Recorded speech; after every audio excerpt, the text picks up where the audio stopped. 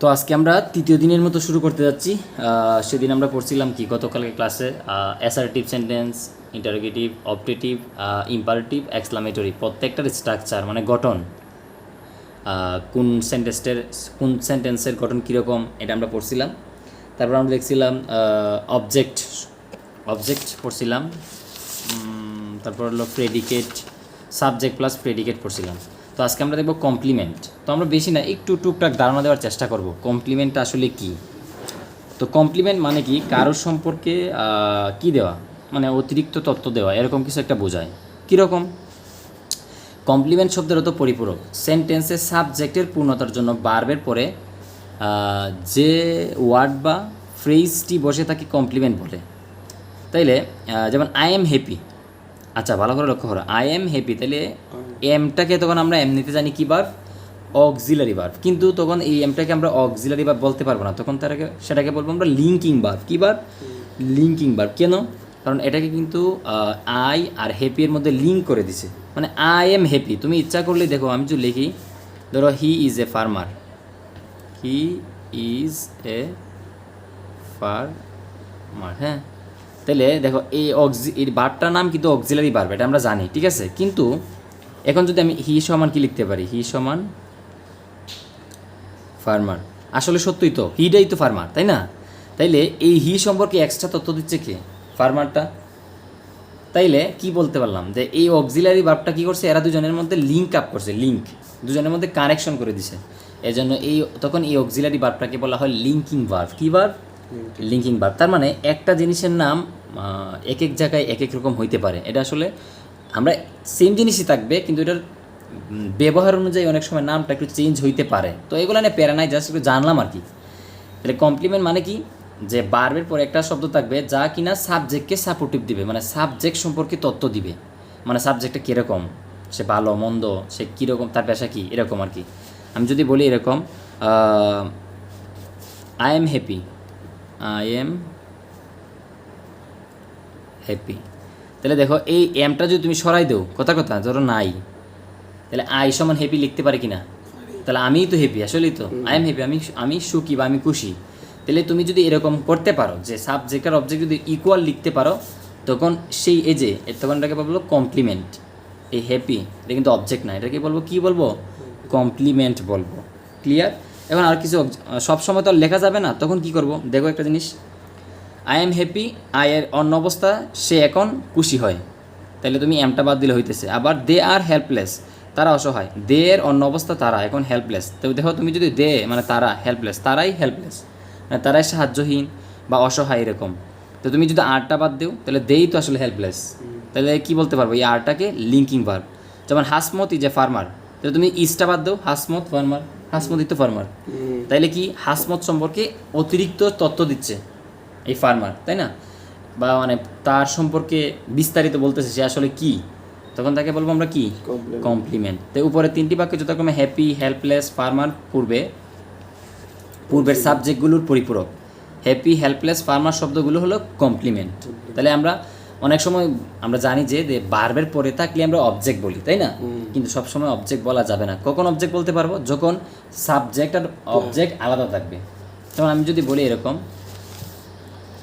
অন্য কিছু একটা, ধরো হি ইটস হবে যে রাইস। এখন ইটস কেন দিলাম? কারণ সাবজেক্ট হলো থার্ড পারসন সিঙ্গুলার। এখন একটা কথা হলো আমার জানার কথা, হ্যাঁ, আমি যদি ইটসটা বাদ দিই, কথা বলতেছি, হি সমান রাইস, এটা সম্ভব কোনো দিন? সে বাদ, তার মানে কি এই ভার্বটা কি লিঙ্কিং ভার্ব বলতে পারবো? আমি জাস্ট একটা বোঝানোর জন্য বললাম। তাহলে এটা সাবজেক্ট আলাদা, অবজেক্টও আলাদা, তার সম্পর্কে কোনো তথ্য দিচ্ছে না, তাহলে এটাকে অবজেক্ট বলবো, ঠিক আছে? আর কমপ্লিমেন্ট কখন বলবো? যখন ওই মানে অবজেক্টটাই এই সাবজেক্ট সম্পর্কে কিছু একটা বলবে, মানে সাবজেক্টকে সে কিছু মানে সাবজেক্ট সম্পর্কে সে তথ্য দিবে, মানে সাবজেক্টের পরিপূরক হিসেবে কাজ করবে, মানে সাবজেক্টটা কী তার সম্পর্কে সুন্দর একটা ব্যাখ্যা দিবে, তখন আমরা ওই অবজেক্টটাকে আসলে বলবো কমপ্লিমেন্ট। ক্লিয়ার? আশা করি আমরা বুঝতে পারছি যে কোন সময় অবজেক্ট বলবো, কোন সময় কমপ্লিমেন্ট বলবো। তো এটা আসলে মোটামুটি জানার জন্য এতটা যদি প্রথম দিকে এত বিস্তারিতভাবে জানার তেমন একটা প্রয়োজন নাই, কিন্তু জানলাম কিসের জন্য, যে পরবর্তীতে যদি কমপ্লিমেন্ট বলে কেউ বা নামটা শুনো, তাহলে তোমাদের যাতে অপরিচিত না লাগে, ঠিক আছে? এখন আবার দেখো কমপ্লিমেন্ট কিন্তু আবার আছে 4 প্রকার, কাইন্ডস অফ কমপ্লিমেন্ট। প্রথমত 2 প্রকার আছে, আবার মানে সব মিলে অনেক প্রকারভেদ আছে। তো আমরা আপাতত প্রকারভেদগুলো জানবো না, ঠিক আছে? আমরা জাস্ট কমপ্লিমেন্টটা কি এই সম্পর্কে একটু তথ্য দিয়ে দিলাম। তো কখন পড়বো? যখন মোটামুটি আমাদের একটা বেসিক হয়ে যাবে, ইংলিশ সম্পর্কে একটু ধারণা ভালো হবে, তখন আমরা কমপ্লিমেন্ট সম্পর্কে এই যে বিস্তারিতগুলো জানবো, যে অবজেক্ট বাক্যের অবস্থান অনুযায়ী 2 প্রকার, সাবজেক্টিভ কমপ্লিমেন্ট আর হলো অবজেক্টিভ কমপ্লিমেন্ট। আবার সাবজেক্টিভ কমপ্লিমেন্ট 3 প্রকার, নাউন, অ্যাডজেক্টিভ, অ্যাডভার্ব। তো আমরা আপাতত এগুলো স্কিপ করলে সমস্যা নাই, কারণ এগুলো তো আর আমাদের বেসিকে তেমন একটা প্রভাব ফেলবে না। আমরা যেহেতু বেসিক ক্লাস করতেছি, তো আমরা বেসিকই থাকবো। হ্যাঁ, এখন এই যে লিঙ্কিং বার্বগুলো একটু যদি মুখস্থ রাখলে ভালো হয়, কি কোনগুলোর লিঙ্কিং বার্ব বলা হয়। তো আমি ইম্পর্টেন্ট জায়গাগুলো অবশ্যই ছাড় দিব না। দেখো, am, is, are, was, were, have been, has been, seem, sound, এগুলো তো অক্সিলারি ভার্ব, মুখস্থ এমনি আমরা পারি। এগুলো একটু ব্যতিক্রম মনে রাখতে হবে। Has been, seem, sound, remain, taste, become, feel, smell, stay, appear, run, go, turn, keep, তারপর হলো স্ট্যান্ড, প্রুভ, তারপর হলো গ্রো। তার মানে এই ভার্বগুলা এর বলা হয় লিঙ্কিং ভার্ব। তার মানে এগুলা কি করে, এগুলা পরে যে অবজেক্টটা থাকবে এটা তোমার, তখন আমরা অবজেক্ট বলতে পারবো না, তখন সেটাকে বলবো আমরা কমপ্লিমেন্ট। বুঝছো? লিঙ্কিং ভার্ব মানে কি? তার মানে যে কোনো ভার্বকে লিঙ্কিং ভার্ব বলা যাবে না। যেমন আমি যেখানে ইটস বলছিলাম, এটা লিঙ্কিং ভার্ব না, কিন্তু আসলেই তো না। যদি হইতো তাহলে তো আমি সমান সমান লিখতে পারতাম। তাহলে এগুলোর পরে যদি কোনো একটা অবজেক্ট বসে, তখন সেই অবজেক্টটাকে আমরা তখন অবজেক্ট না বলে কমপ্লিমেন্ট বলবো। কি বলবো? কমপ্লিমেন্ট। এই যেখানে একটা এক্সাম্পল দেওয়া আছে, যেমন গ্রো একটা লিঙ্কিং ভার্ব, আমরা আগেই তো পড়ছিলাম। তো গ্রো এর ফার্স্ট ফর্ম হলো গ্রিউ। ওই যে কনজুগেশন অফ ভার্ব সামনে আমরা দেখবো, মানে লিস্ট দিব, সমস্যা নাই। হি গ্রিউ টায়ার্ড, মানে সে ক্লান্ত হয়েছিল। তো হয়েছিল মানে কি অতীতে, এখন তো না। তো এখন এই যে গ্রো এর ফার্স্ট টেন্স হলো গ্রিউ, আমরা টেন্স পড়লে আরও বিস্তারিত জানতে পারবো। তো এখানে দেখো তো, তুমি যদি গ্রিউ, হি টায়ার্ড, সেই তো টায়ার্ড, তখন এই টায়ার্ডটাকে আমরা কি বলতে পারবো না, আমরা অবজেক্ট বলতে পারবো না। তখন এই টায়ার্ডটাকে বলবো কমপ্লিমেন্ট। মানে সে এই হি সম্পর্কে তথ্য দিচ্ছে, সে কি অসুস্থ, সে কি ক্লান্ত, সে কি ভালো, সে কি ডাক্তার, সে কি সব, মানে যে কোনো সম্পর্কে বলবে, তার সম্পর্কে তথ্য দিবে, আর কারো সম্পর্কে দিবে না, এরকম। তো আপাতত মোটামুটি বুঝতে পারছো যে কমপ্লিমেন্ট আসলে কোনটাকে বলবো আর কি।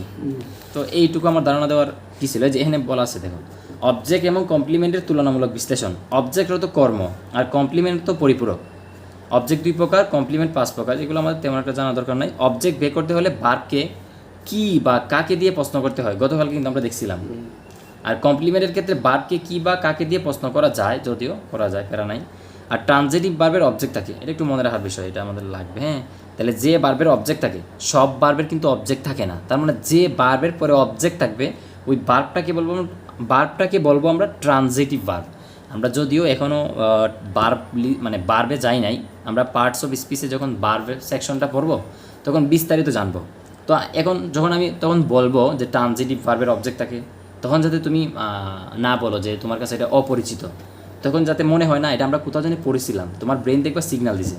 আর লিঙ্কিং ভার্বের পর কমপ্লিমেন্ট বসে, তার মানে কি, এই যে এখানে ভার্বগুলো দেখছিলাম, এই যে ভার্বগুলো, এগুলো কিন্তু মুখস্থ বিষয়, এগুলো কিন্তু তোমার কেউ শিখাতে পারবে না, এগুলো মুখস্থ টাড়া মুখস্থ করতে হবে, ঠিক আছে? ওকে, এখন কথা কি বললাম, যে লিঙ্কিং ভার্বের পর কমপ্লিমেন্ট বসে, তার মানে কি বসে না, অবজেক্ট বসে না। তার মানে এই যে ভার্বগুলা, এখন অনেক সময় আছে যে এই যে ভার্বগুলা, এগুলোর পর কি বসে না, অবজেক্ট বসে না। এখন আমরা যখন এগুলো আমাদের কোন কাজে লাগবে, যখন আমরা অ্যাক্টিভ পেসিভ ভয়েস চেঞ্জ করি, তখন কি হয়, অনেক সময় অবজেক্ট দেওয়া থাকে না, তখন ভার্বগুলো কিন্তু এগুলোর ভিতরে দেওয়া থাকে। তাহলে তখন আমরা যদি এগুলো মুখস্থ রাখতে পারি, তাহলে এগুলো ভার্ব যখন পাবো, তার মানে এটার অবজেক্ট নাই, তখন অবজেক্ট আমরা নিজে নিজে ধরে নিই। প্রতিষ্ঠান হলে অথরিটি, আর যদি মানে লুক বোঝায়, কোনো বস্তু বোঝায়, তখন আমরা ইট ধরি, এরকম, বা পিপল।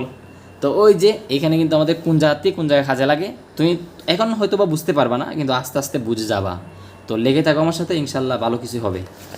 ওকে, তাহলে আমরা মোটামুটি কমপ্লিমেন্ট সম্পর্কে জানলাম। তাহলে আমরা মোটামুটি জানি যে সাবজেক্ট সম্পর্কে, মানে সাবজেক্ট অ্যান্ড প্রেডিকেট সম্পর্কে জানলাম, তারপর অবজেক্ট সম্পর্কে জানলাম, আজকে জানলাম আমরা কমপ্লিমেন্ট।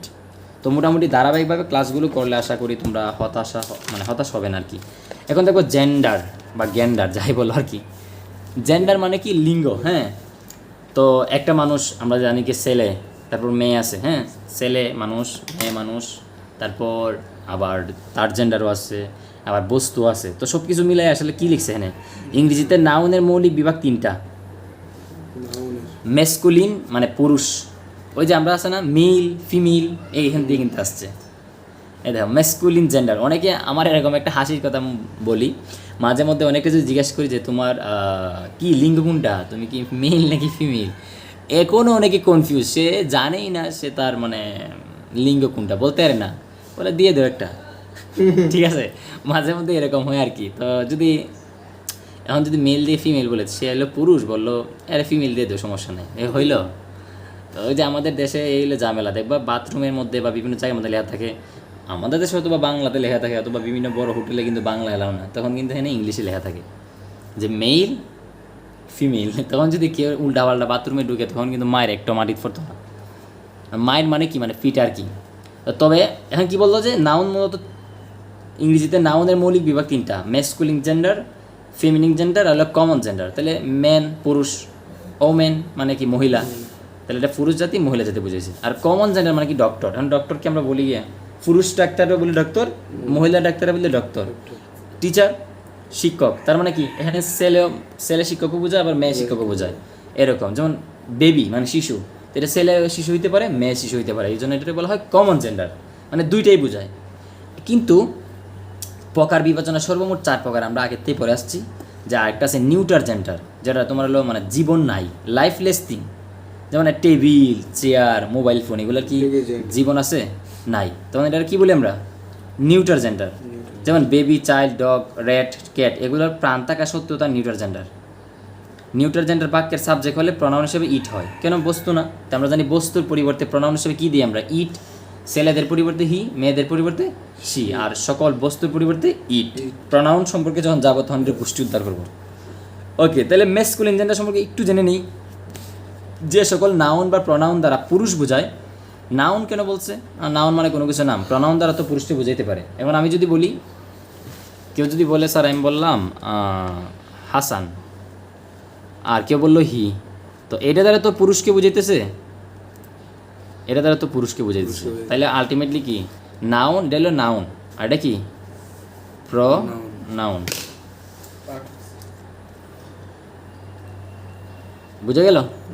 তাহলে কি এই যে এটা হলো নাউন, আর এটা হলো নাউনের পরিবর্তে বসছে প্রনাউন। এই জন্যই কিন্তু এই কথাটা বলছে, যে সকল নাউন বা প্রনাউন দ্বারা পুরুষ বোঝায়, অথবা যে সকল নাউন পুরুষ সম গুণসম্পন্ন তাকে ম্যাসকুলিন জেন্ডার বলে। যেমন ফাদার, ফাদার দ্বারা কি মেয়েরে বোঝাবে না? ফাদার মানে বাবা। ব্রাদার, রাহিম, ড্রোনি, এটা কিন্তু একটু মনে রাখতে হবে, এটা ইজ ইম্পর্ট্যান্ট। মানে ড্রোনি মানে শুধু পুরুষ মৌমাছি বোঝা, মানে পুং মৌমাছি। ম্যান, হি, অ্যাটসেট্রা। আবার অজানা কথা, মেসকুলিন শব্দটি অ্যাজেটিভ, যা মূলত মেল পুরুষ এই নাউন থেকে উৎপত্তি হয়েছে। মানে মেসকুলিন যে শব্দটা, এটা একটা অ্যাজেক্টিভ। তো আমরা যখন অ্যাজেক্টিভ পড়বো তখন এগুলো জানবো, যে আপাতত আমরা একটু স্কিপ করলে সমস্যা হবে না।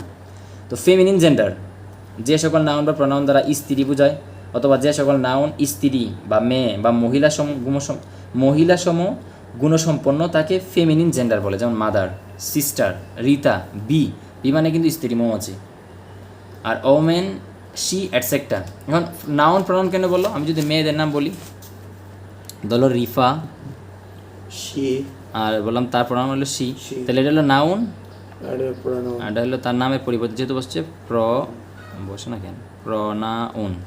ঠিক আছে, দেখা যায় কি প্রনাউন। ওকে, তাহলে এই কথাটাই বলছে। তাহলে যেমন এখানে তো উদাহরণ দিলামই, তাহলে এগুলো আমরা মোটামুটি সবাই জানি, আমাদের তেমন একটা সমস্যা হয় না। তাও আমরা যেহেতু বেসিক দিয়ে শুরু করতেছি জানাই রাখলাম। এবার আমরা দেখবো কমন জেন্ডার। কমন মানে কি উভয় বোঝায়, এরকম একটু এখানে এক্সাম্পলগুলো একটু মুখস্থ রাখলে আমরা ফিরে যাবো আর কি। যেমন যে সকল নাউন বা প্রনাউন দ্বারা বোঝা যায় না যে সে কি স্ত্রী নাকি মানে স্ত্রীলিঙ্গ নাকি পুংলিঙ্গ, এমন নাউন বা প্রনাউনকে কমন জেন্ডার বলে।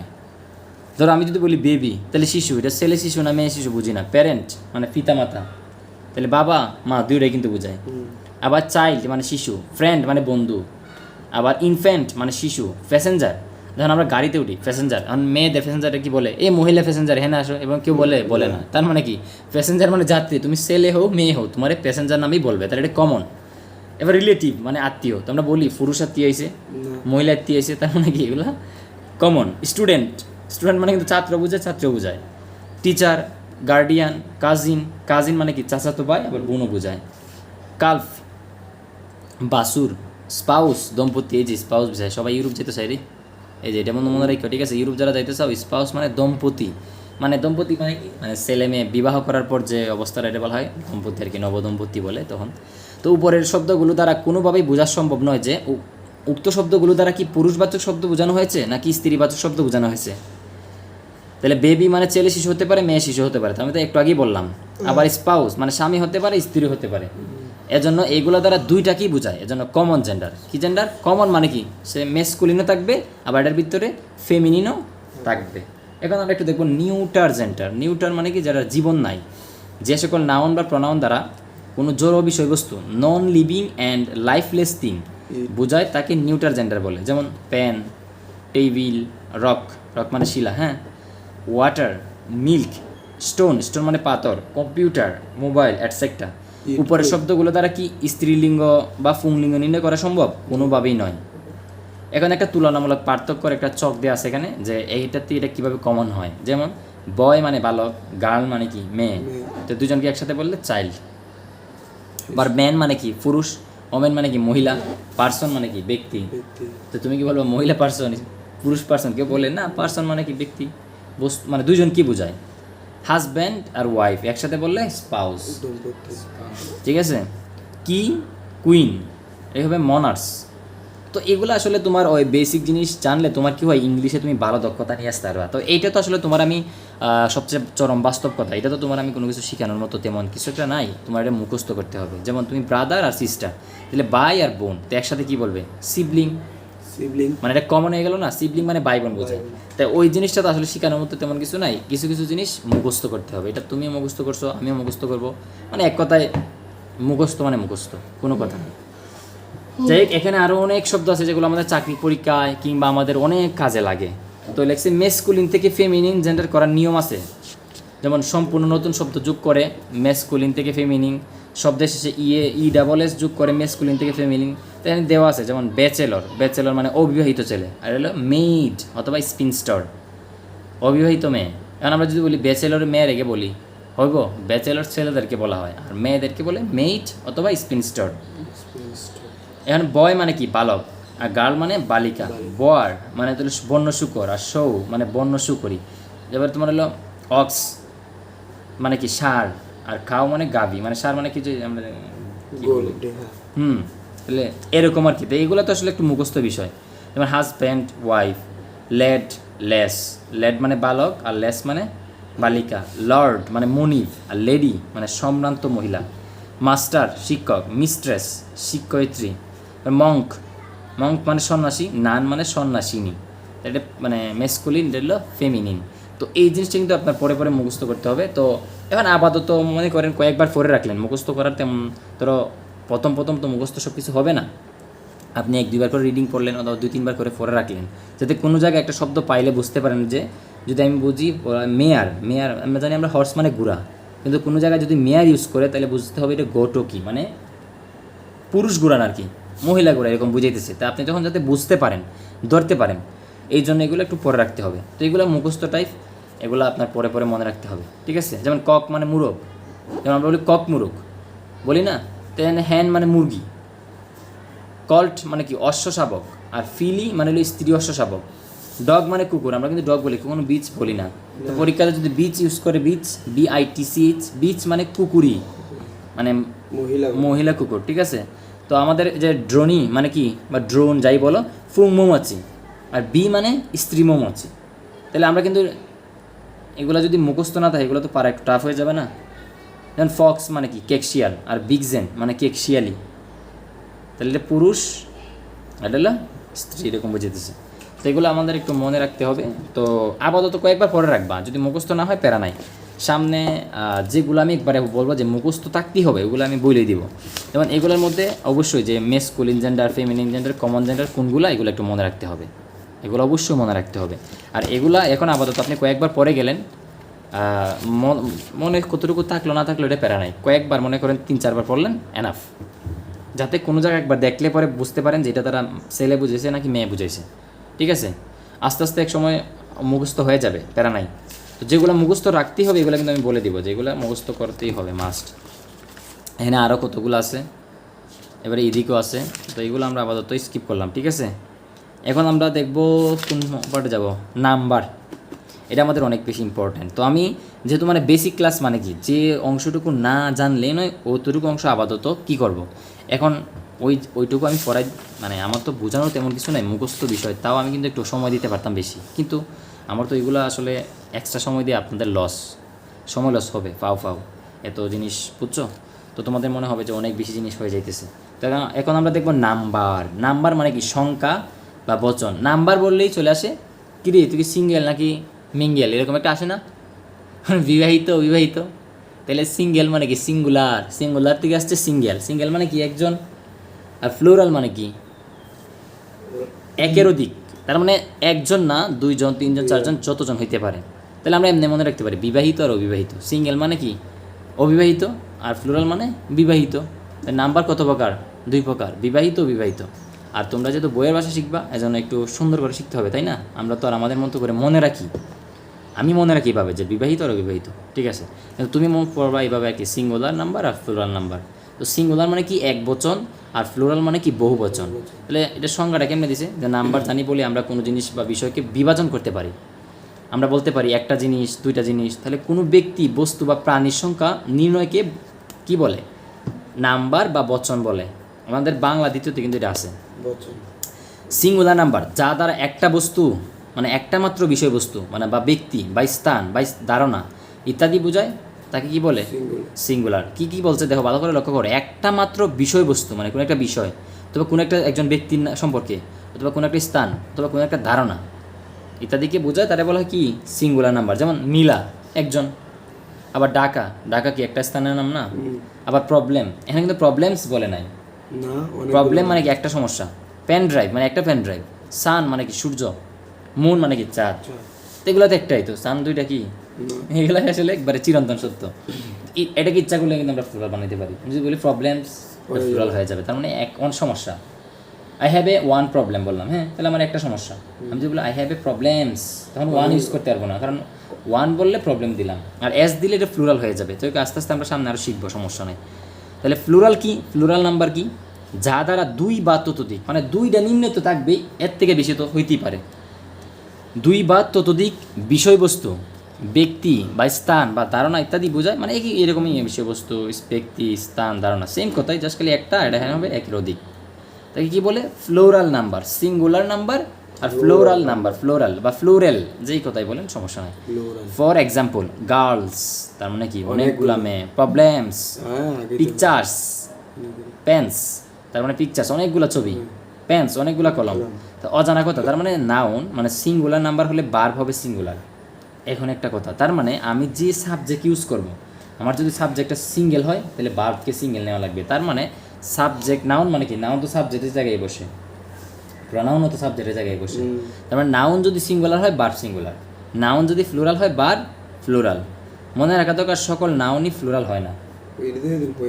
এগুলো তো আমি অলরেডি আগে এর থেকে জানাই রাখছি, তাও একটু আবার হ্যাঁ বইলা দিছে কিন্তু বইয়ের ভাষায়, তো একটু মনে রাখতে হবে। হ্যাঁ, এখন নাউনকে সিঙ্গুলার থেকে ফ্লোরাল করার কিছু নিয়ম আছে। যেমন নাউনের সাথে অনেক সময় এস যোগ করলে ফ্লোরাল হয়ে যায়, অথবা ইএস যোগ করলে ফ্লোরাল হয়ে যায়। বেশিরভাগ এই দুইটাই আমাদের মানে ইউজ হয় আর কি, কিন্তু এগুলোতে কিন্তু আরও অনেক নিয়ম আছে। দেখো, বিএস যোগ করে ফ্লোরাল করা যায়, আবার বাওয়েল পরিবর্তন করে করা যায়, ইএন যুক্ত করে ফ্লোরাল করা যায়, অনেক নিয়ম আছে। যে এত নিয়মের বিরে কয়েকটা নিয়ম আমি দেখাবো, আর বাকিগুলো আপনারা একটু পরে নিয়েন আর কি। তো এই বইটার নাম হলো নিট বই, ঠিক আছে? নিট বইতে পড়তে পারেন, অথবা অন্য যে কোনো বই থেকে আপনি নাম্বার অংশটা পড়ে নিলেই হয়ে যাবে। প্রায় সব বই মোটামুটি এই জিনিসগুলো আলোচনা থাকে। যেমন নাউনের সাথে এস যোগ করে, যেমন বয় বা লেট, এটার সাথে বয়েস, তোমরা ছেলেগুলো, লেটস বালকগুলো। আবার বললাম গার্ল, আর এটা গার্লস, তার মানে এটা এস যোগ করলে হয়ে যেতেছে। তো সব মানে সব কিছুর সাথে তো আর এস যোগ করলে ফ্লুরাল হয়ে যাবে না, এটা তো আসলে সম্ভব না, বুঝছো? Book books, red reds, pen pens, তার মানে এখানে এস যোগ করলে এটা হয়ে যাচ্ছে ফ্লুরাল হয়ে যাইতেছে। আর নাউনের শেষে, নাউন মানে কি কোনো কিছুর নাম না, ইএস যুক্ত করে ফ্লুরাল করতে হবে। যেমন লস, লসেস, বাস, বাসেস, যুগজার আর কি। হ্যাঁ, bench, bench, benches, box, boxes, fox, foxes, bus, buses. এখন নাউনের শেষে এস, এই যে দেখো এস, এসএইচ, এটি এসএইচ। তারপর হলো সিএইচ, এতে সিএইচ। এরপর এক্স, এই যে এক্স। আবার যদি তোমার হলো শুধু এস থাকে, তাহলে এগুলো থাকলে এর সাথে ইএস যোগ করে ফ্লুরাল করতে হয়। এখন কেউ যদি এই জিনিসগুলো মনে রাখতে পারে যে কোনো একটা শব্দের শেষে যদি এস থাকে, অথবা এসএইচ থাকে, অথবা সিএইচ থাকে, অথবা এক্স অথবা জেড থাকে, তাইলে আমরা যদি এর সাথে ইএস যোগ করে দিই তাহলে এটা ফ্লুরাল হয়ে যায়, তাইলে কিন্তু আর মুখস্থ করা লাগে না। তবে এগুলো কিছু কিছু দেখবা তুমি অটোমেটিক পারতেছো। তুমি দেখো বেঞ্চ, বেঞ্চেস, মানে পড়তে পড়তে এগুলো হয়ে যায় কি অটোমেটিক, তখন আর নিয়ম লাগে না। তুমি প্রথম প্রথম কয়েকবার পড়তে হবে, পড়তে পড়তে একসময় মাথায় চলে আসবে, তুমি বুঝতেও পারবা না যে এগুলো কেমন আমি পারতেছি। তুমি হয়তো বা জানো না অনেকে, কথা আমি আমার নিজের কথাই বলি, আমি কোনোদিন ধরো ইংরেজি এরকম আছে না লাইন বাই লাইন ওই দূরে দূরে অর্থ পড়ি নাই, কিন্তু একটা সময় গিয়ে দেখা যাচ্ছে যে আমি মোটামুটি দেখা যায় যে কোনো একটা নতুন ফেসিস আসলেও আমি 80 থেকে 90% অর্থ বলে দিতে পারবো। অথবা লাইন বাই লাইন অর্থ হবে না, কিন্তু মোটামুটি সার সঙ্গে কী বোঝাচ্ছে কী বলতেছে এখানে আমি বুঝে যাই। কেন? ওই যে আমি ধরো ওয়ার্ড মিনিং এভাবে 100% সব জানি না, কিন্তু মোটামুটি ওই লাইন দ্বারা কী বোঝাচ্ছে জানে যাই।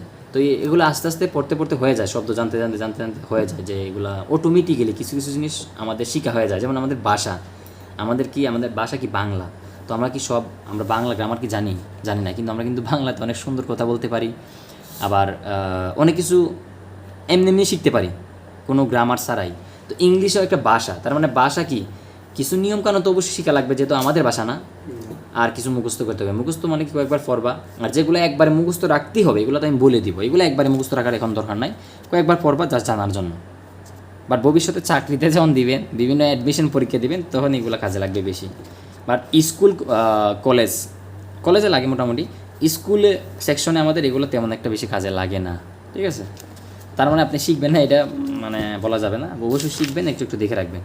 আরও অনেকগুলো আছে, যেমন এই যে বাওয়েল পরিবর্তন করে, বাওয়েল তো আমি শিখেছিলাম, মনে আছে কি বাওয়েল? কমেন্টে বলবেন অবশ্যই, ঠিক আছে? এ, ই, আই, ও, ইউ, এ ফার্স্টটা হলো বাওয়েল। আর কনসোনেন্ট কয়টা? কনসোনেন্ট কিন্তু 20টা, একটা কিন্তু আবার স্পেশাল বাওয়েল আছে, ওয়াইকে বলা হয় স্পেশাল বাওয়েল। আবার আমরা জানি বাওয়েল ছাড়া কোনো শব্দ গঠিত হয় না, মনে আছে কি নাকি ভুলে গেছেন? ওই যে প্রথম ক্লাস আমরা পড়ছিলাম, তো এগুলো কিন্তু ভুলা যাবে না। তো বাওয়েল পরিবর্তন করে, যেমন ম্যান, এটা হচ্ছে মিন, দেখো এ বাওয়েল থেকে হয়ে গেছে ই, তাহলে কী বলছে? নাউনের অভ্যন্তরে বাওয়েল পরিবর্তন করে ফ্লুরাল। ওমেন, ওমিন, লাউস বা কি মানে উকুন, লাইস মানে উকুনগুলো, এরকম ফ্লুরাল হয়ে গেছে। তো এরকম অনেক শব্দ আছে যেগুলো আমরা এখানে দেওয়া আছে, পরে নিতে হবে। এখন কিছু কিছু শব্দ, যেমন এই যে একটা শব্দ আপনারা দেখাই, এই শব্দটা এইবার 46তম না 45তম বিসিএস লিখিত চলতেছে, 45তম মেবি লিখিত পরীক্ষা এটা আসছে শব্দটা, মানে এক্সপেন্ডিটর। এর অ্যান্টোনিম কি? এটা কি ব্যয়, তাহলে আয়ের মানে মানে কী দিতে হবে? ভোকাবুলারিটা দিলেই তো হয়ে যায়। তাহলে দেখো পরীক্ষা কিন্তু কোন জায়গা থেকে প্রশ্ন আসবে কেউ বলতে পারে না। তো এখন আপনি পড়তেছেন, কোন সময় কাজে লাগবে এটা বলা যায় না আর কি। তো আমরা যেন পরে রাখবো। কিছু নাউন দেখতে সিঙ্গুলার মনে হলো তা মূলত ফ্লোরাল, এই জিনিসগুলো আমাদের একটু মনে রাখতে হবে, ঠিক আছে? অনেক সময় আমরা কি করি, ওই যে আমি একটু আগে বললাম না, যদি নাউন সিঙ্গুলার হয় তাহলে ভার্ব সিঙ্গুলার। নাউন যদি আমি সিঙ্গুলার নেই, ধরো নাউনটা আমি সিঙ্গুলার নিলাম, নাউন সিঙ্গুলার নিলে এটা বসে না কেন? সিঙ্গুলার হলে ভার্ব সিঙ্গুলার। আবার নাউন যদি ফ্লোরাল হয় তাহলে ভার্ব হবে আমার ফ্লোরাল। এই কথাটা কিন্তু মনে রাখতে হবে। এখন কিছু কিছু শব্দ আছে দেখতে দেখা যাচ্ছে এগুলো মানে এইগুলোর সাথে এস লাগানো, মানে এগুলো জন্মগতভাবেই এস। তো আমরা অনেক সময় দেখে যাই, আমরা জানি যে যেমন স্টুডেন্টস, তখন আমরা মনে করি ও এটার সাথে যেহেতু এস লাগানো আছে, মানে ওটার সাথে যেহেতু এস লাগানো আছে, যুক্ত আছে, তাহলে এটা তো ফ্লুরালই, আমি বারবার আমি ফ্লুরাল বানাই দিই, কিন্তু তখন ধরা হয়ে যাবে। মানে কিছু কিছু শব্দ আছে এগুলো জন্মগতভাবেই এস লাগানো, তো তুমি আসলে যদি ওইগুলো একটু মুখস্থ না রাখো তাইলে কিন্তু ধরা খাবা। আমি কিন্তু সব জায়গায় মুখস্থ করতে বলতেছি না, বারবার লক্ষ্য করেন, এই যে এগুলো কিন্তু একটু মনে রাখতে হবে, মুখস্থ করতে হবে, কিছু করার নাই। দেখেন কিছু নাউন দেখতে সিঙ্গুলার মনে হলো তা মূলত প্লুরাল। যেমন দেখো জেন্ট্রি মানে ভদ্র সম্প্রদায়, তো সম্প্রদায় কি একজন মানুষ নিয়ে হয়? কেটেল মানে গবাদি পশুর দল রে বলা হয় কেটেল। তারপর হলো ফুলট্রি, আমরা মুরগ বলি না, তো এটা হাঁস মুরগি বোঝায়। পুলিশ কি একজন দিয়ে হয়? এখানে পুলিশ বাহিনী বুঝাইছে। গভর্নমেন্ট বা গভর্নমেন্ট যাই বলো, তা সরকার কি একজন নিয়ে হয়? তারপর হলো ম্যানকাইন্ড মানে মানব জাতি, নাউনকে দেখতে সিঙ্গুলার মনে হলো এরা মূলত ফ্লোরাল অর্থে ব্যবহৃত হয়। এবং আপনি যদি কোনো সময় এই শব্দগুলা কোনো একটা বাক্যের বা সেন্টেন্সের সাবজেক্ট হিসেবে ব্যবহার করেন, ভার্বটা অবশ্যই ফ্লোরাল নিতে হবে। ভার্বটা কি নিতে হবে? ফ্লোরাল। যদি আপনি সিঙ্গুলার নেন তাহলে আপনার এখানে ভুল, গ্রামাটিক্যাল ভুল, ঠিক আছে? এগুলো একটু মুখস্থ রাখতে হবে। এগুলো যদি সাবজেক্ট হিসেবে আপনি ইউজ করেন, আপনি যখন একটা প্যারাগ্রাফ লিখবেন, একটা অ্যাপ্লিকেশন লিখবেন, হ্যাঁ, তখন আপনি এগুলো যদি সাবজেক্ট হিসেবে ইউজ করেন তাহলে অবশ্যই আপনার ভার্বটা ফ্লোরাল নিতে হবে। লাগছে কি অজানা কথা, উক্ত নাউন শব্দগুলোর পর ভার্ব সর্বদাই ফ্লোরাল হয়, কারণ এগুলো তারা তো একজনকে বুঝাইতেছে না, একের অধিককে বুঝাইতেছে। তার মানে আমরা আসলে ফ্রি হ্যান্ড রাইটিং লিখতে পারি না। আমরা ধরো বা যদি সাবজেক্ট সিঙ্গুলার নেই, ভার্ব দিয়ে ফ্লোরাল হইলো গ্রামাটিক্যাল বলতে, তাহলে আপনি যদি জানি যে আমি যে সাবজেক্টটা নিলাম এটা সিঙ্গুলার, তার মানে একটা ভার্ব যে ভার্বই নেই সিঙ্গুলার ভার্ব নিতে হবে। তো ভার্ব কোনটা কেমনে চিনবো এগুলো সামনে কিন্তু আমরা শিখাবো, সমস্যা নাই। 200 ভার্ব মোটামুটি প্রথমে একটু শিখবো বেসিকের জন্য। এখন কিছু নাউন সর্বদাই সিঙ্গুলার, সর্বদাই মানে কি এগুলার তুমি কোনোভাবেই ফ্লুরাল বানাইতে পারবে না, কোনোভাবেই না। তো ওইগুলা যদি মুখস্থ না থাকে সম্ভব তোমার কেউ শিখাইতে পারবে? তো বলতেছ স্যার অনেক কত মুখস্থ করবো? আমি তো প্রত্যেক দিন তোমার সর্বোচ্চ 50 মিনিট বা এরকম প্লাস মাইনাস একটা ক্লাস দেওয়ার চেষ্টা করব। তো এর ভিতরে যতটুকু আছে একটু শেখার চেষ্টা করবা, প্রতিদিন রিভিশন দিবা, আস্তে আস্তে আস্তে তোমার ব্রেন এগুলো দেখবা সেট হয়ে গেছে। এক্সপেন্ডিটর মানে ব্যয়, ফার্নিচার মানে আসবাবপত্র, কোনোদিন বলতে পারবো না ফার্নিচার্স, আসবাবপত্রগুলো না এটা সিঙ্গুলার। তারপর অ্যাডভাইস উপদেশ, হেয়ার মানে চুল, তুমি চুল তো একটা থাকে না, চুল তো অনেকগুলো থাকে, এই যেখানে কিন্তু ধরা হয়ে যাবে। ব্রেড মানে কি রুটি, এটা কিন্তু একটা বুঝিয়ে দিচ্ছে। ইনফরমেশন তুমি কোনোদিন বলতে পারবে না ইনফরমেশনস মানে তথ্যগুলো, এটা বলা সম্ভব না, কারণ কি এটা সবসময় singular. Luggage, of spring, poetry, scenery, machinery, decision সিদ্ধান্ত, তুমি বলতো না ডিসিশনস, বলা যাবে না সিদ্ধান্তগুলো, কখনোই হবে না এটা। সোফ মানে সাবান, আর তারপর হলো মানি অর্থ, নলেজ অর্থ জ্ঞান। নাউনগুলো সর্বদাই সিঙ্গুলার রূপে ব্যবহৃত হয়। তাহলে এগুলো যদি তুমি বলো সাবজেক্ট হিসেবে ইউজ করো, তাহলে অবশ্যই পার্ট কী দিতে হবে? অবশ্যই সিঙ্গুলার দিতে হবে। এটা একটু মুখস্থ থাকতে হবে এই দুইটা। ঠিক আছে, দেখা যাচ্ছে কি ঠিকঠাক? আশা করি দেখা যাচ্ছে। এখন অজানা কথা, উক্ত নাউন বা আনকাউন্টেবল নাউনগুলো, আনকাউন্টেবল কেন বললো? কারণ এগুলো কোনোদিন গণনা করা যায় না। উপদেশ, তোমার কি বলতে পারবে তোমার উপদেশ কতটুকু দিছে? কেউ এগুলো বলে? আমি বললাম যদি সিনারি, তো দৃশ্যটা যে দেখলা, দৃশ্যটা আসলে কত মানে ওজন করে বলতে পারবা? তুমি পরিমাপ করে বলতে পারবা না। তখন এগুলো আসলে দৃশ্য মানে দৃশ্য, এটা মানে কোনোদিন গণনা করা যায় না। কতটুকু মানে কীরকম দৃশ্য, কত সুন্দর, কতটুকু আবার বিশ্রী, এগুলো কিন্তু মানে কেউ বলতে পারে না, বলা সম্ভব না। এজন্য এগুলো হলো তোমার আনকাউন্টেবল। তো সামনে কিন্তু যখন আমরা নাউন পড়বো তখন বলবো কাউন্টেবল আর আনকাউন্টেবল, বা কাউন্টেবল অথবা নন কাউন্টেবল।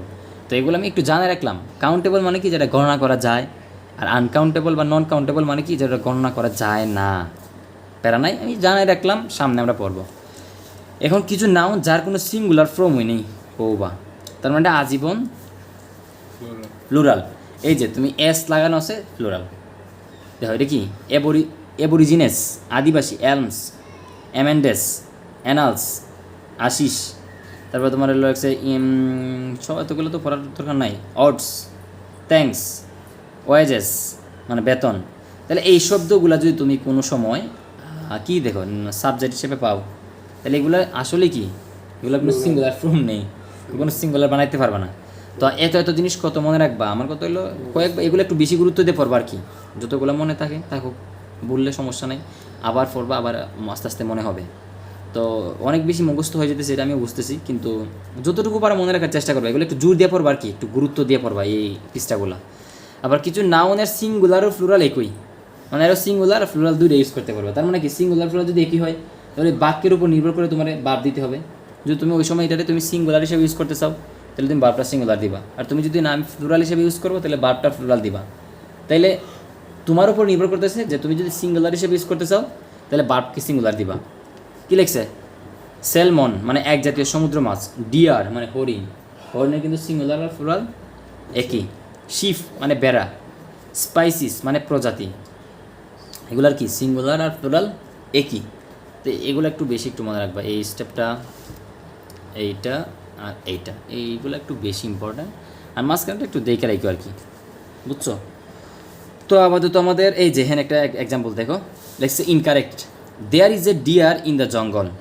এই যে এ ডিয়ার, তো ডিয়ার কি, এটা সিঙ্গুলার আছে প্লুরাল আছে। এখন এটা ইনকারেক্ট কেন হইল? দেখো there is a deer in a jungle, deer মানে কি সিঙ্গুলার এবং প্লুরাল উভয়ই বোঝায়। এ ডিয়ার মানে কি একটা হরিণ, ইজ জঙ্গলে নিশ্চয়ই অনেক হরিণ আছে, জঙ্গলে কি একটা হরিণ থাকে?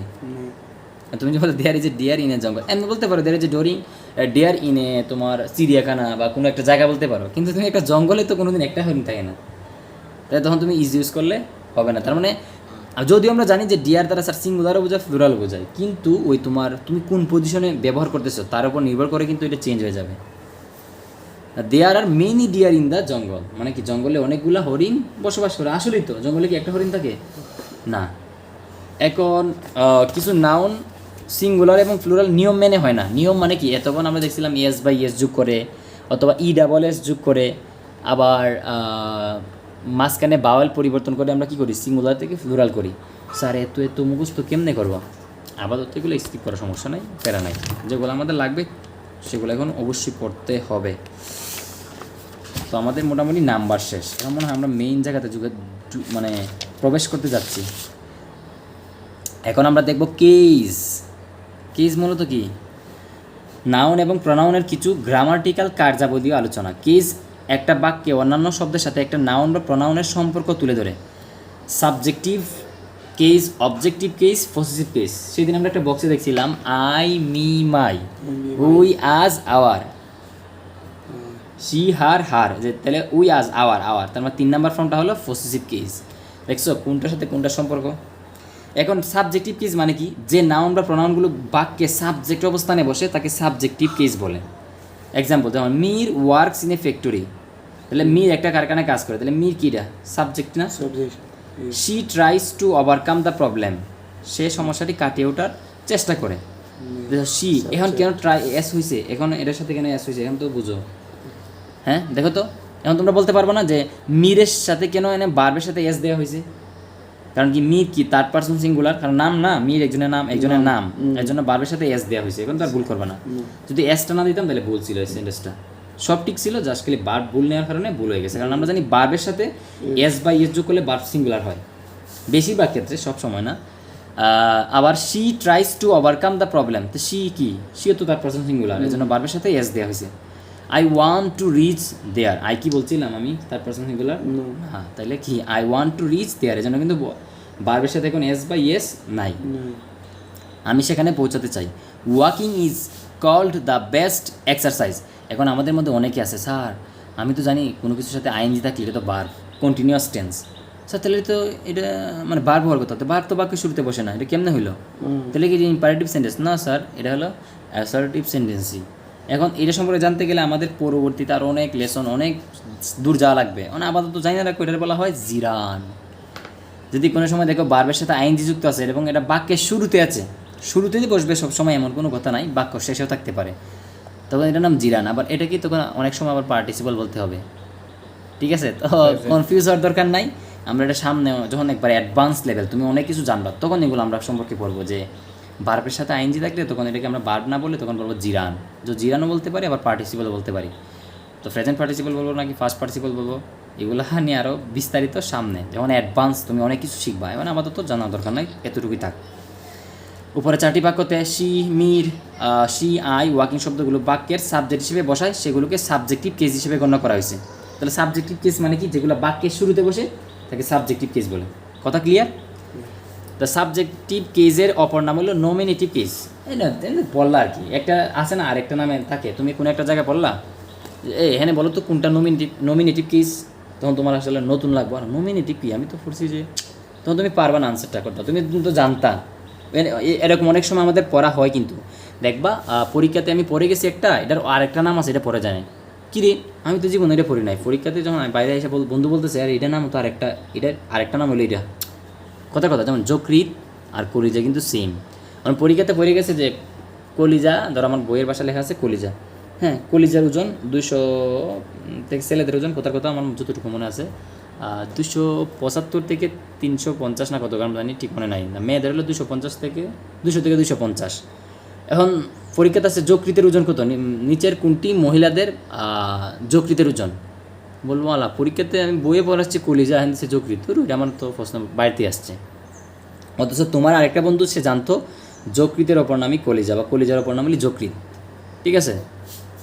এখন সে কিন্তু আনসারটা করে আসতে পারছে। আর তুমি পরীক্ষার হল থেকে বাইরে এসে মাথাতে তাপড় দিলে আর বললা আল্লাহ এটা যদি আমি জানতাম তাহলে আমার একটা মার্ক হইতো। তো এরকম এজন্য একটু জানি না রাখলা আর কি। তো জিরান ও সাবজেক্টিভ, মানে দেখো জিরান ও সাবজেক্টিভ কেস, কেননা জিরানের মধ্যে নাউন লুকানো থাকে। এই যে জিরান বললাম না, তুমি জানি না রাখো জিরান কি, পরবর্তীতে জানবা। জিরান কি পার্টিসিপল কি এগুলো পরবর্তীতে তুমি অবশ্যই জানবা, সমস্যা নাই, সময় হোক। সাবজেক্টিভ শব্দটির অ্যাডজেক্টিভ রূপ হলো সাবজেন্টিভ। এখন সাধারণত একাধিক প্রনাউন এগুলো আমাদের আপাতত লাগবে না। এখন কী লিখছে এখানে, যেমন প্রথমে সেকেন্ড পারসন, এগুলো একটু মনে রাখতে হবে। মানে একটা জিনিস কি, এটা আমি এক্সাম্পলের মাধ্যমে বোঝাই, এটা অনেক সময় আমাদের কাজে লাগে। কী লিখছে দেখো, প্রথমে সেকেন্ড পারসন, পরে থার্ড পারসন, পরে ফার্স্ট পারসন বসাইতে হয়। মানে 231 মানে কি, 2 মানে কি সেকেন্ড পারসন, 3 মানে থার্ড পারসন, 1 মানে ফার্স্ট পারসন। তুমি যদি কোনো সময় ধরো আমি যদি ফার্স্ট পারসন ইউজ করি, সেকেন্ড পারসন কি ইউ, ইয়োর। থার্ড পারসন কি হি, শি, ইট, দে, কারো নাম। আর ফার্স্ট পারসন কি আই, মি, মাই। আর প্লুরালে উই, আস, আওয়ার। তাহলে তুমি যদি কোনো একটা সেন্টেন্সে তিনটারে একসাথে ইউজ করতে চাও, ধরো তুমি তিনোটাকে ইউজ করবা একসাথে, তখন তোমার সিরিয়ালটা কী হবে, 231। 231 মানে কি, প্রথমে আসবে সেকেন্ড পারসন, এরপরে থার্ড পারসন, এরপরে সবার শেষে হবে ফার্স্ট পারসন। 231 মানে এটা বুঝেছে, ঠিক আছে। এমন একটা এক্সাম্পল দেখলে তুমি আর একটু বুঝে যাইবা। এখানে কিছু এক্সাম্পল দিচ্ছে, অবজেক্টিভ কেস। এটা মনে রাখো আর কি, এটা এক্সাম্পল আমরা সামনে দেখবো না, সমস্যা নাই, সামনে আমরা যখন পাবো। ওকে, তাহলে অবজেক্টিভ কেস কি, যে নাউন বা প্রনাউন একটা বাক্যে ট্রানজিটিভ ভার্বের অবজেক্ট হিসেবে বসে থাকে অবজেক্টিভ কেস বলে। আমরা যেগুলো অবজেক্ট অবস্থানে বসবে তাদের কী বলবো আমরা, objective case. For example, Sheela does not eat Thai food, মানে শিলা তাই ফুড খাইতে পারে না। তাহলে কি ইট কি ভার্ব না, আর ডাজ কি অক্সিলারি ভার্ব। তাহলে এই কি তাই ফুড কি হবে, অবজেক্ট, মানে অবজেক্টিভ কেস। তাহলে ইট যে ভার্ব, এটা তুমি না জানলে এটা জানবা, অবজেক্ট যেটা আছে, তার মানে এই ভার্বটারে তখন কী বলবো, হ্যাঁ কী বলবো, ট্রানজিটিভ ভার্ব। তার মানে যে ভার্বের অবজেক্ট থাকে এটা বলা হয় ট্রানজিটিভ ভার্ব। তো একটু আগে কমপ্লিমেন্ট বলছিলাম, তো তুমি কি ইটকে বাদ দিয়া শিলা ডাজ, শিলা সমান লিখতে পারবো তাই ফুড, এটা কমপ্লিমেন্ট বলতে পারবো না, এটা অবজেক্টিভ বলতে হবে। কেন, আর আমরা জানি কিছু ভার্ব মুখস্থ না থাকলে ইজিলি বলতে পারতাম, তাও কথার কথা আমার ধরো মুখস্থ নাই, কথার কথা বলছি। তো আমি যে মাঝখানে ভার্বটা বাদ দিয়া সাবজেক্ট আর অবজেক্ট যদি সমান সমান লিখতে পারি মোটামুটি, তাইলে বলতে পারবো এটা কি, এটা লিঙ্কিং ভার্ব কিংবা এটা কমপ্লিমেন্ট বলতে পারবো তখন এটাকে। যেমন শি লাভস পিৎজা, তুমি লাভস বাদ দিলা, দিয়ে লেখলা শি পিৎজা, সে কি পিৎজা না, তাহলে এটা কি, এটা অবজেক্ট, তখন এটা কমপ্লিমেন্ট বলতে পারবো না। তাহলে দেখো অবজেক্টের জায়গায় যারা বসবে, Robin told me something, told me এটা কি এক্সটেনশন, এটা কি অবজেক্ট, অবজেক্টের পরে এক্সটেনশন বা বাকি অংশ থাকে না, থাকতে পারে নাও থাকতে পারে, এখানে নাই, সমস্যা নাই, এখানে আছে, প্যারা নাই। এটা কি মি, আই, মি, মাই। মিটা কী ছিল, মি এর অবজেক্টিভ ফ্রম কি, সরি আই এর অবজেক্টিভ ফ্রম মি না, তাহলে এটা কি অবজেক্টিভ কেস। যেমন রিতা ফলুস রানী, রানী কি objective case. I like swimming, আমি কি পছন্দ করি, সাঁতার কাটতে পছন্দ করি, তাহলে কি অবজেক্টিভ কেস। এখন পসেসিভ কেস, অধিকার সম্পর্কে বোঝায়, অধিকারের সম্পর্ক বোঝায়, অন্য কথা নাউন বা প্রনাউনের অধিকারের থাকা কোনো বিষয়কে বোঝায়। ফর এক্সাম্পল, মানে মৃণালস, দেখো কী বলছে, Mrinal's house is near the old temple, মানে মন্দিরে কি পুরনো মন্দিরের কাছে মৃণালের বাড়ি, ঠিক আছে। Her brother lives in the village, her brother, my family does not allow this, আমার পরিবার এগুলো অনুমতি দেয় না বা অ্যালাউ করেন আর কি। কুহিনুরস হাজব্যান্ড হ্যাজ পাসড অ্যাওয়ে, মানে কুহিনুরের স্বামী মারা গেছে। দেখো কুহিনুরস, এটা আবার পাইব না এখানে ইজ, এটা বলা হয় পসেসিভ ফর্ম। কেমনে, এই যে পসেসিভ কোনটা, এই যে সেদিনটা আমি একটা লিখে দিয়েছিলাম, দেখো my, mines, our, ours, your, yours, his, her, hers, their, theirs, its, whose, এগুলো যদি কোনো একটা সেন্টেন্সের শুরুতে বসে এগুলো বলা হয় পসেসিভ কেস, ঠিক আছে। এই যে দেখো হার হাজব্যান্ড ব্রাদার, এই যে হার, এবারে ধরো মাই, এই যে মাই। তো আমরা জানি সাবজেক্টিভ, এই যে তিনটা form, subjective case, objective case, possessive case, এগুলো একটু মনে রাখতে হবে আমাদের। কি বলছে, পসেসিভ কেসের অপর নাম হলো জেনেটিভ কেস, অপর নাম একটু মনে রাখলে আর কি, যতটুকু মনে থাকে। এখন possessive case plus noun, noun phrase হয়, যেমন মিরস house, my pen, Tipu's opinion. যে নামগুলোর সাথে আগে থেকে এস থাকে অথবা যে নামগুলো প্লুরাল অর্থে ব্যবহার করা হয় সেগুলোকে পসেসিভ করার ক্ষেত্রে আলাদা করে অ্যাপোস্ট্রফি এস যুক্ত করতে হয় না, শুধু নাউনের শেষে কমাই দিলেই হয়। যে এত পেশাল পায়রা বুঝবেন, আমি বুঝাই দিই। যেমন কী হচ্ছে, শ্যামস পেন, এটা ইনকারেক্ট কেন, দেখো তোমার এখানে এস দিছে, তুমি আবার অ্যাপোস্ট্রফিতে আরেকটা এস দিলা, শ্যামস, এখানে এস উচ্চারণ করবা কেমনে, বলা যায়, দেখো শ্যামস, তার মানে এস তো বলছি, এটা আবার কেমনে বলবো, তো কী বলবো, শ্যামস এস পেন হয়, তাহলে ওয়ার্ড লাগে, তার মানে এমনি ভুল। পিয়ার্স, কী রে, আগের থেকে এস যুক্ত আছে, তুমি আবার আরেকটা এস দিলা, এটা করা যাবে না। বুকস, কি বলছে এটা বয়েজ স্কুল, এই যে এখানে আবার একটা আছে দাদা না, বয়েজের সাথে এখানে অ্যাপোস্ট্রফি দিলেই হয়ে যায়। এখানে এগুলোর কারেক্ট কোনগুলো, শেমস পেন, ফিয়ার্স বুক, বয়েজ স্কুল, তার মানে এই যেখানে যেটা দেওয়া আছে এটাই টাইট, আর এক্সট্রা করে এস দেয়া যাবে না, দিলে ভুল এটা, ঠিক আছে। তো এটার কি বলে জানো, উপরে যেটা ক্ষমার মতো এটার বলা হয় অ্যাপোস্ট্রফি, ঠিক আছে। উপরে যদি ক্ষমা দেওয়া থাকে এটার বলা হয় অ্যাপোস্ট্রফি। তো আমাদের এত কিছু যদি মনে নাও থাকে, মোটামুটি এই টেবিলটা আমরা একটু মনে রাখতে হবে বিশেষ করে, বোঝা গেল? কারণ এগুলো যেখানে বসবা এগুলো অবশ্যই বাক্যের শুরুতে বসবে, অবশ্যই বাক্যের শুরুতে, এগুলা কখনো বাক্যের শেষে বসবে না, এগুলা বাক্যের অবজেক্ট হিসেবে বসবে, শেষে, শুরুতে কখনো বসবে না। এগুলা শুরুতে বসতে পারে, শেষে বসতে পারে, মাঝখানে বসতে পারে, পসেসিভ ফর্মগুলো। মানে একটা জিনিস যেমন ইউ এই দুইটা কিন্তু সেম। তো এটা আসলে তুমি কোন জায়গায় ইউজ করতেছো এটা অর্থের উপর নির্ভর করবে। ইউ মানে তুমি আর ইউ মানে তোমাকে। এখন তুমি যদি যে জায়গার মাঝে তোমাকে ইউজ করা লাগবে, মানে ওই শব্দটা অর্থ আনা লাগবে, তখন তুমি ইউ দ্বারা তোমাকে বোঝাচ্ছে ওই রকম বোঝাবে। বোঝা গেল?